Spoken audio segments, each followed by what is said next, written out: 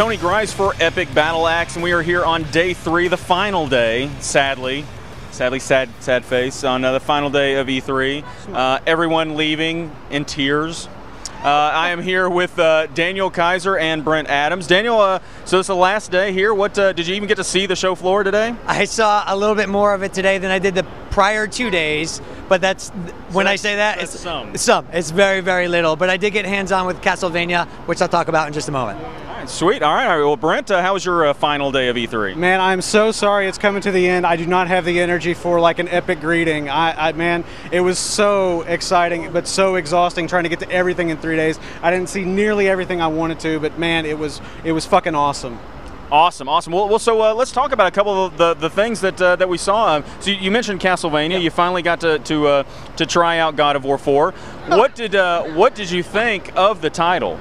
Well, actually, you know, I don't care. Some people are kind of saying it's like God of War. It's like, so what? They're saying that because they played it, you know. Well, that's like it's a bad thing. First and foremost, we have to understand that the Castlevania franchise has never really had a great 3D game. There's always been attempts, but it's never really had anything that delivered. And when you want Castlevania, you want the atmosphere, the environment, you want the action that comes along with realizing what the 2D plane can't accomplish. If you think of all that translated into the 3D environment, I really think that they're doing a great job. I love the art style. I love the atmosphere. I wanted to kill the big bosses. I wanted to just, it was drenched, you know, environment, and I was soaking. Drench yourself in blood and like drink the brains of a lamb.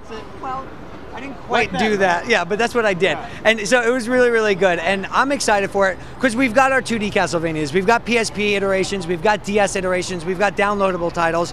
And for me, I'm really thinking this is going to deliver something intriguing for fans of Castlevania. And I'm really excited to see what it delivers. Actually, I would agree. And I do kid about it. It is very much like God of War and its gameplay style. And I think that's great because they haven't got a good 3D Castlevania exactly ever. So I know you're a big fan. I got a great idea for how to make a 3D Castlevania. Let's rip off God of War. Exactly. And why not? Well, so Brent, what else? What have you seen? What did you see today that maybe was new to you and you got a big kick out of it? It seems like there was a little game. It's like a. It was right at the end. What was it called? Star Wars: The Old Republic, bitch.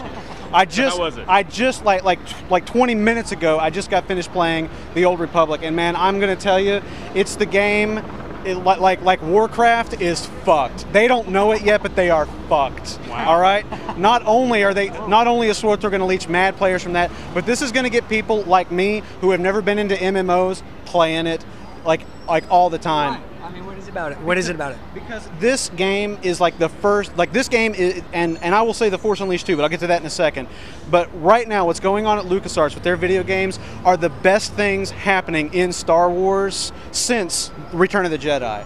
I mean, these games are contributing to the Star Wars mythos in like such a major and cool way. I mean, I cannot wait to get these games and really be able to play them. Most importantly, they're making George Lucas more money. So that's no. Oh no, but I do want to ask. I mean, take yourself outside of the E3 environment and the excitement. I am outside of the E3 environment. Yeah, well, technically. But think about like not being here, but being, you know, Thanksgiving week or something, and you're at home and you've got a few hours. What is it about Star Wars that you're saying is going to make you want to play SWTOR in your off time?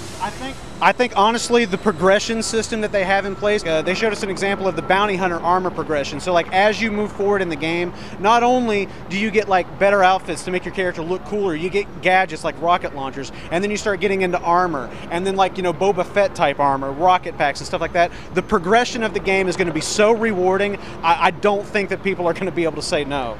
Well, considering we're going to be getting this game hyped up for us for like, you know, the next year, I don't know if we need to really talk about it anymore.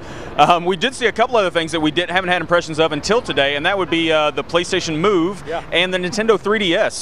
So you know, Daniel, I don't know, you really didn't get to see them yet, so we'll talk to you later.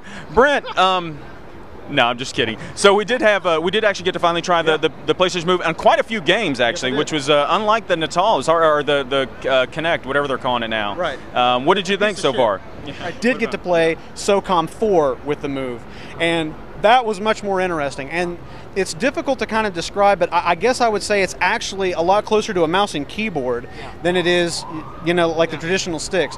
I will say that it. Go ahead. Well, I was just saying, which is interesting. I was talking to the developer, and he was actually kind of saying, I said, you know, so what do you think about the Move? And he's like, well, honestly, I'm about 50-50 now on using it over the you know, dual analogs, which I thought was a pretty good that's saying quite a bit that if you're if you're almost as comfortable using it as the dual analog sticks for that kind of game. Right. It definitely takes some acclimating time. I mean, I was playing the game probably a good 10 minutes before I really began to kind of get comfortable with like targeting and stuff like that.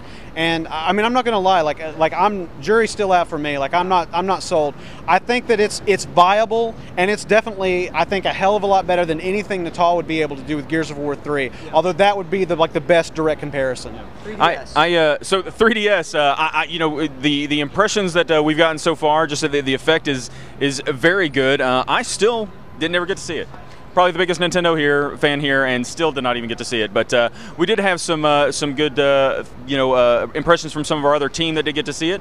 Aaron actually got to play for quite a bit. Said the effect was very good. He made him like, I'm definitely getting one. I haven't had a Game Boy since the first Game Boy, and I'm going to be getting one day one, even if it's $250 maybe or more $100. Like that's His it. Actual words were, "They can cut off my left foot." He did not say that, but that would be probably what he meant. Yes. One of our good fans, Tyson, that's here, has also played and gave some very good impressions of it as well. He said the effect was good. Said a lot of the different, mostly demos. There weren't a lot of like actual playable games per se.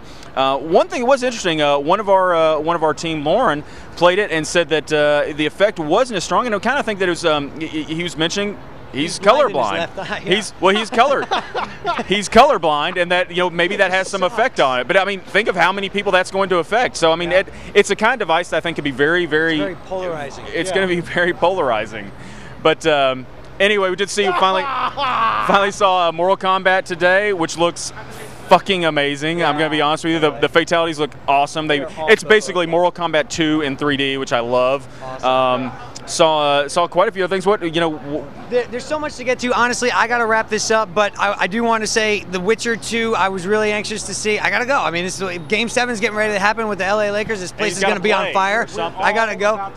Yeah, no, so I just want to know from you guys, round table real fast, coolest thing about E3 2010, Brent, go.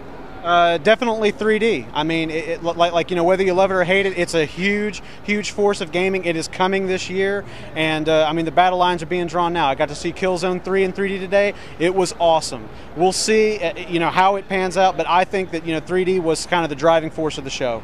I would agree that 3D was like the most interesting, maybe the newest thing. I'd actually, the driving force of the show was the downloadable titles, like all of the small downloadable but very, very fun games. I mean, you're looking at like some games like Shank. Scott Pilgrim. Exactly. Like I mean, all the different titles. There's just so many titles. Remastered it. Oh. There's all kinds of titles, but like at a low price point, but super solid titles. You called in your battle cry before we came here. Yeah, totally. And I'll just close out with two things, and that is for me first and foremost, seeing the fact that I came here a little skeptical, saying that that I came here a little skeptical, thinking that the whole movement is going to replace hardcore gaming, and I walk away being really convinced that there's a very dedicated segment of the game industry that is really dedicated to delivering great RPGs, great action adventure titles, the middle of the road titles in terms of delivery, via PSN and XBLA. There's a lot of stuff for the hardcore is what I'm trying to say. And I came away impressed with that and very excited about that. And the second thing, obviously being at E3, it's a chance to get everyone together, have fun. I was so excited to have a lot of people come up to us for Epic BattleAxe. Even people came by the GT stage, of course, to see GT people, but also for Epic BattleAxe, like Tyson. Tyson, come in here, man. Get in here, come say what's up. We got a fan here. Tyson, say what's up, buddy. Yeah. What's up? Hey, I wanted to mention, because you're talking about downloadable titles, I actually got to talk to the producer of the new Hard Ops, or a new Contra that's coming out, and it looks like amazing. I was a big fan of the Genesis one, so I'm looking forward to it. That's great. Absolutely. This is the first on-camera member battle cry. Boom. There you go. Shout out to Arc System Works for the new hardcore title. Well, anyway, I think we do need to run. Daniel's, got to get to the chopper. So I just get the now. I just want to end this by saying, I think.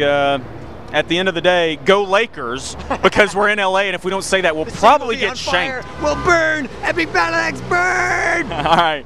See you guys later. Thanks a lot. E3 2010. Cool, man. Tyson.